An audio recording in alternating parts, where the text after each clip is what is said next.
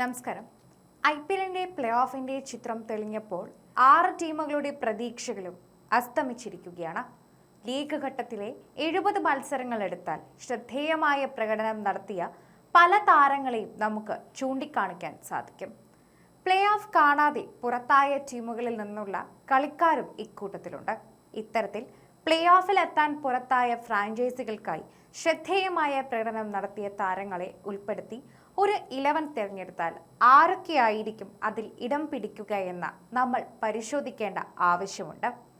IPLൽ പുറത്തായവരുടെ ബെസ്റ്റ് 11ന്റെ ടോപ്പ് 3യിലുള്ളത് ഡൽഹി ക്യാപിറ്റൽസിന്റെ KL രാഹുലും പഞ്ചാബ് കിങ്സ് ജോഡികളായ പ്രഭ്സിമൻ സിംഗ്, കൂപ്പർ കോൺലി എന്നിവരാണ്. ഇവരാണ് ആദ്യത്തെ 3 പേർ.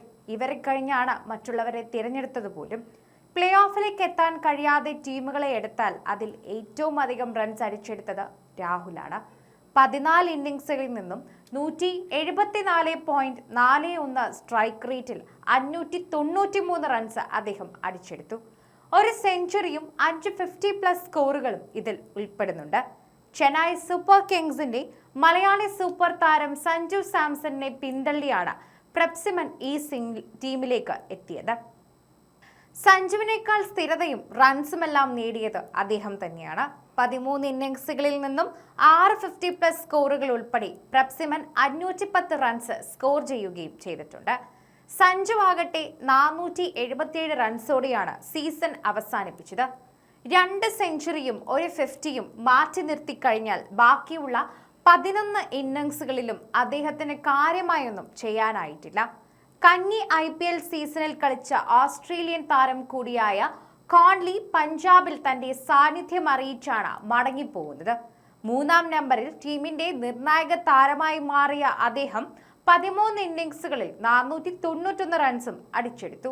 1 സെഞ്ചുറിയും 2 50യും ഇതിൽ ഉൾപ്പെടും. ടോപ്പ് 3ക്ക് ശേഷം ഈ 11ന്റെ മധ്യനിരയ്ക്ക് വന്നാൽ പഞ്ചാബ് ക്യാപ്റ്റൻ കൂടിയായിട്ടുള്ള ശ്രേയസ് അയ്യർക്കൊപ്പം KKRന്റെ ആങ്കിഷ് രഘുവംശി, പഞ്ചാബിന്റെ സൂര്യാഞ്ച് ഷെഡ്ഡെ, CSKയുടെ ജാമി ഓവർട്ടൺ എന്നിവരുമുണ്ട്.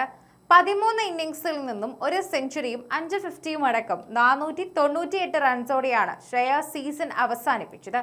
KKRനായി യുവ വിക്കറ്റ് കീപ്പർ കൂടിയായ രഘുവംശിയും ശ്രദ്ധേയമായ ബാറ്റിംഗ് കാഴ്ചവെച്ചു. 12 ഇന്നിംഗ്സുകളിൽ നിന്നും 422 റൺസോടെ ടീമിന്റെ ടോപ്പ് സ്കോററും അദ്ദേഹമായിരുന്നു.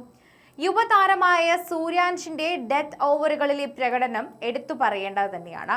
90 ബോൾ ആകെ നേരിട്ട താരം 12 സിക്സർ അടക്കം 158 റൺസ് സ്കോർ ചെയ്തു.